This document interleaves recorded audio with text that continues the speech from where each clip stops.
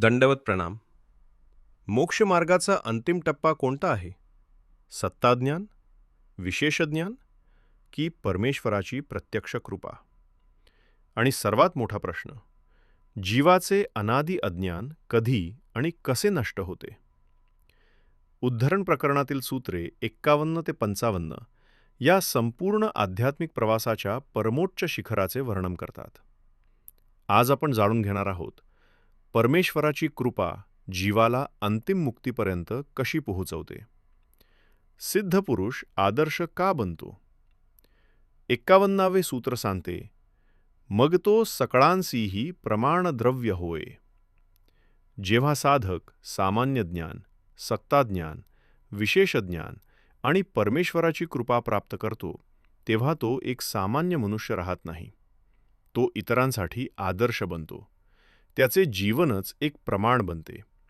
त्याच्या आचरणातून, त्याच्या भक्तीतून आणि त्याच्या नम्रतेतून इतरांना मार्गदर्शन मिळते. चरमदेह म्हणजे अंतिम जन्म. 52वे सूत्र सांगते, आद्यमळयुक्त चर्मदेह स्थित कृपास्पदी भूत होऊनी असे. येथे चरमदेह म्हणजे अंतिम देह, म्हणजेच मोक्षापूर्वीचा शेवटचा जन्म. या अवस्थेत जीव अजून शरीरात असतो. त्याच्याकडे काही सूक्ष्म अज्ञानाचे अंश शिल्लक असू शकतात, परंतु आता तो पूर्णपणे परमेश्वराच्या कृपेला पात्र झालेला असतो. यालाच कृपास्पदी भूत म्हणतात. कृपेचा निर्णायक क्षण 53वे सूत्र सांगते, मग परमेश्वरू तेयासी कृपा करीतीही. हा साधकाच्या संपूर्ण आध्यात्मिक प्रवासातील सर्वात महत्त्वाचा क्षण आहे. येथे मोक्ष मानवी प्रयत्नांनी मिळत नाही. येथे अंतिम पाऊल परमेश्वर उचलतो. जीवाने पात्रता निर्माण केली, भक्ती केली, अनुसरण केले, ज्ञान प्राप्त केले, परंतु अंतिम मुक्ती परमेश्वराच्या कृपेनेच होते. अनादि अविद्येचा नाश. 54वे सूत्र अत्यंत गहन आहे. परमेश्वरू आपुलिया कृपाशक्ती किरवणी तयाची अनादि अविद्या छेदू करीती. अनादि अविद्या म्हणजे जन्मोजन्मीपासून असलेले अज्ञान. याच अज्ञानामुळे जीव स्वतःला देह समजतो. याच अज्ञानामुळे तो संसारात अडकतो.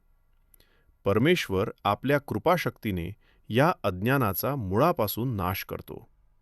हे कार्य कोणतीही साधना स्वतःहून करू शकत नाही. हे केवळ ईश्वरी कृपेनेच शक्य होते.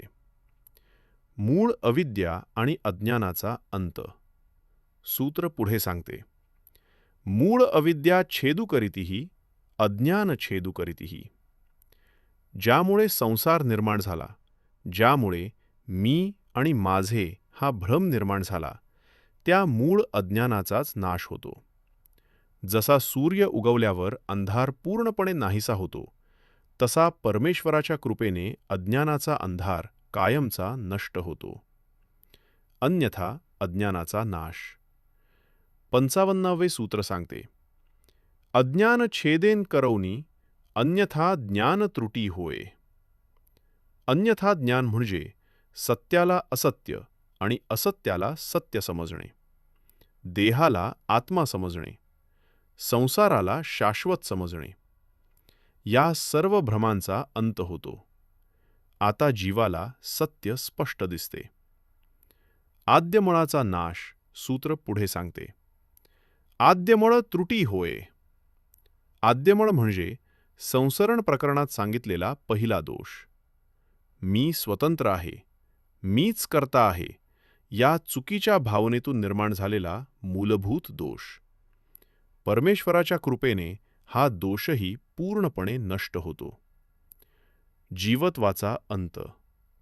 सूत्रातील सर्वात गहन विधान आहे, जीवतव त्रुटी होय. येथील जीवत्व म्हणजे जीवाचा अहंभाव, मी केंद्रित अस्तित्व, अज्ञानावर आधारित ओळख. जेव्हा अज्ञान नष्ट होते, तेव्हा हा अहंभाव देखील तुटतो. याचा अर्थ जीव नाहीसा होतो असा नाही, तर त्याचा खोटा अहंकार नाहीसा होतो. उद्धरण प्रकरणाचा परमोच्च बिंदू या सूत्रांमध्ये. उद्धरण प्रकरणाचा अंतिम टप्पा दिसतो.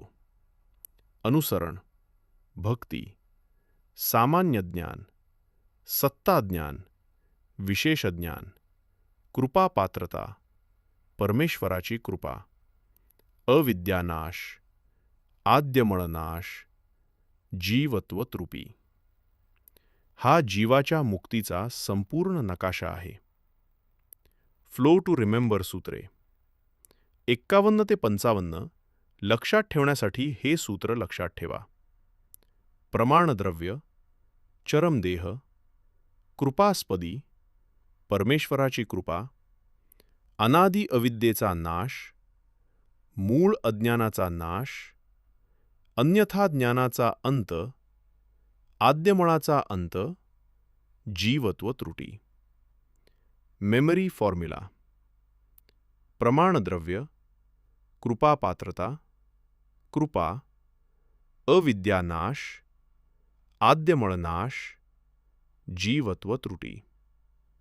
कन्क्लूजन: उद्धरण प्रकरणातील ही सूत्रे आपल्याला सांगतात की मोक्ष हा केवळ ज्ञानाचा परिणाम नाही, तो केवळ साधनेचा परिणाम नाही, तो परमेश्वराच्या कृपेचा परिपाक आहे. जीव पूर्णपणे पात्र होतो तेव्हा परमेश्वर स्वतः त्याच्यावर कृपा करतो, त्याची अनादि अविद्या नष्ट करतो, त्याचे अज्ञान दूर करतो, त्याचा अहंकार मोडतो आणि त्याला अंतिम मुक्तीकडे घेऊन जातो. हीच उद्धरण प्रकरणातील सर्वात महान आणि आश्वासक शिकवण आहे. तुमच्या मते या सूत्रांमधील सर्वात गहन विचार कोणता आहे? परमेश्वराची कृपाशक्ती, अनादि अविद्येचा नाश, की जीवत्व त्रुटी म्हणजे अहंकाराचा अंत?